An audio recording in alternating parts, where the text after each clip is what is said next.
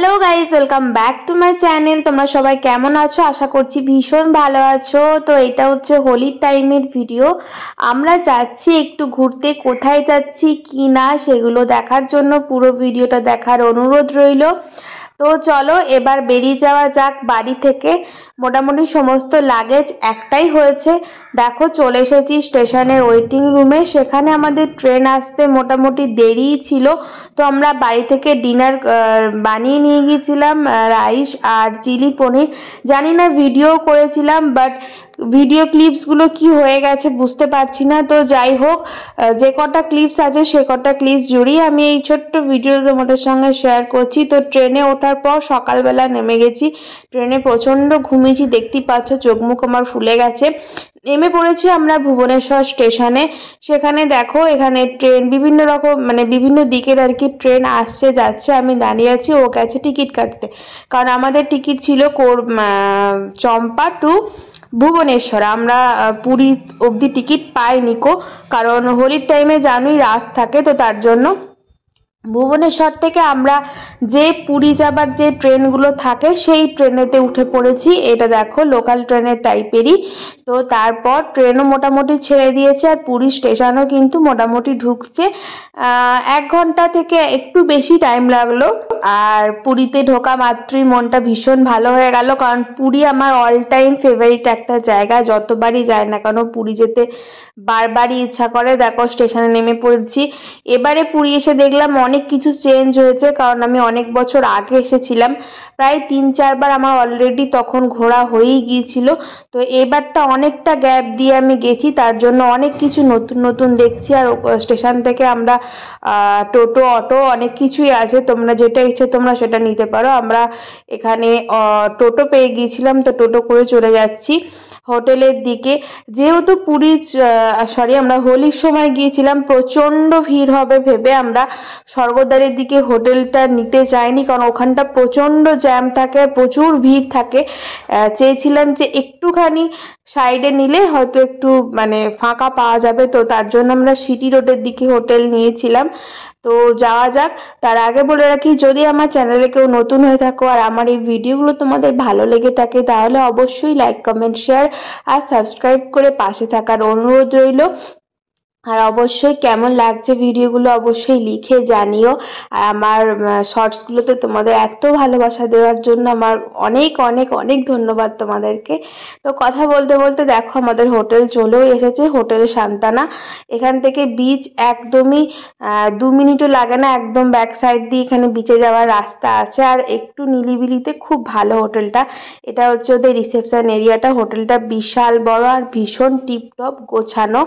তো এটা হচ্ছে এন্ট্রান্সটা, ঢুকেই একটা এরকম টাইপ আছে ওদের লন টাইপ। তো যাওয়া যাক রুমের দিকে, দেখি কেমন কি রুম দিয়েছে না দিয়েছে সবকিছু তোমাদের সঙ্গে শেয়ার করব। জানি না ভিডিও ক্লিপসগুলো আমি ভুল করে ডিলিট করে ফেলেছি, আর এমনিতেই কম ভিডিও করেছি, যেহেতু মন দিয়ে ঘুরেছি বললাম একদম। আর সমুদ্র পেলে না আমি সব কিছু ভুলে যাই, তো সেই জন্য আমি সেভাবে কিছু ভিডিও করিনি। তবে যেগুলো ক্লিপস আছে অবশ্যই তোমাদের সঙ্গে একদিন শেয়ার করব। তো চলো এবার আমরা চলে যাচ্ছি রুমের দিকে। রুম কেমন দিচ্ছে সেটা আমরা দেখে নিই। আমাদের রুমটা ছিল একদম টপ ফ্লোরে। ওরা পড়েছিল পরের দিন চেঞ্জ করে দেবে, বাট আমাদের কোনো অসুবিধা হয়নি। আর ওখান থেকে একদম সমুদ্র আর আমাদের যে মন্দির সেটা কিন্তু পুরোপুরি দেখা যায়, ওর জন্য আমরা চেঞ্জ করিনি। এইদিকে হচ্ছে মন্দির আর এই দিকটা পুরোটাই কিন্তু সি ভিউ রয়েছে। আর খুব সুন্দর, এটা হচ্ছে ছাদ, বিশাল বড় ছাদ।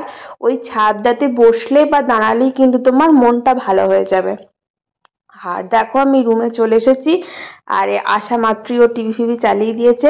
আর এটা একটা ওয়ার্ড্রপ রয়েছে, খুব সুন্দর ওয়ার্ড্রপটা, বিশাল বড়। আর এটা বেড, লাইটিং গুলো বেশ ভালো, রুমটা বেশ ডেকোরেটেড। সঙ্গে একটা সোফাও ছিল, টিভি ক্যাবিনেটটাও বেশ গোছানো।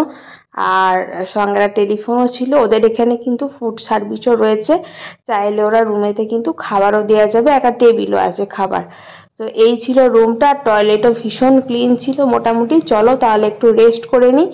আর দেখো সন্ধ্যেবেলা বেরোনোর জন্য আমি রেডি হয়ে গেছি। এই কুর্তিটা অনেকদিন আগে নিয়েছিলাম, বাট কোনোদিনই পরা হয়নি, তাই জন্য ভাবলাম যে পরি। এটা একটা বুটিক পিসের কুর্তি, আমার একটা ফ্রেন্ড বিজনেস করে, তো সেখান থেকেই নিয়েছিলাম। তো তারপর আমরা বেরিয়ে পড়েছিলাম একটু টোটো করে, যে জায়গাটা একটু ঘুরতে। এখন গোল্ডেন বিচটা একটু অন্যরকম করেছে, যেখানে এন্ট্রি ফিস নিয়ে ঢুকতে দিচ্ছে। তো ওই যে বললাম কিছু কিছু ক্লিপস ডিলিট হয়ে গেছে, ওই জন্য সেই এন্ট্রি ফিসের জায়গাটা বা ওইগুলো শেয়ার করতে পারলাম না। এটা হচ্ছে গোল্ডেন বিচে প্রচুর মানুষ গেছে, এত ভিড়ভাড়টা আমারও ঠিক পছন্দ হয় না, তার জন্য টিকিট কাটা সত্ত্বেও কিন্তু আমরা ওখান থেকে বেরিয়ে চলে এসেছিলাম। আর চান করলে বা ড্রেস চেঞ্জ করলে তার মূল্য হচ্ছে 50 টাকা, মাত্র 3 ঘন্টা বা 2 ঘন্টার জন্য। আর যদি এমনি যদি তুমি এনজয় করতে চাও, মানে এমনি যদি সমুদ্রের পাড়ে তুমি বসতে চাও, সেক্ষেত্রে কিন্তু 20 টাকা করে পার হেড। এটা কিন্তু সম্পূর্ণ নতুন হয়েছে। আমি আগে যখন পুরী আসতাম, পুরীর এসব কোনো নিয়ম ছিল না কো। গোল্ডেন বিচ বলতে শুধুই ওপেন ব্রিজ ছিল, মানে বিচ ছিল, সেখানে গিয়ে আমরা বসতাম। বাট এটা একটা নতুন জিনিস হয়েছে। কিন্তু এত মানুষ তখন গিয়েছিল, আমার ঠিক ভিড়ভাড়টা পছন্দ হয়নি বলে আমরা বাইরে বেরিয়ে চলে এসেছিলাম। তারপর আমরা গেছিলাম স্বর্গদ্বার বিচের দিকে। আর রাস্তার মাঝখানে কাবাব ছিল, রেশমি কাবাব, এক প্লেটের দাম নিয়েছিল 150 টাকা, 8 পিস ছিল, দুর্দান্ত খেতে। অবশ্যই তোমরা ট্রাই করো। তো এখানেই ভিডিওটাকে শেষ করে দিচ্ছি। আবার দেখা হবে নতুন কোনো ভিডিওতে খুব তাড়াতাড়ি। সঙ্গে থেকো, আর প্লিজ সাবস্ক্রাইব করে রেখো চ্যানেলটা। Bye bye.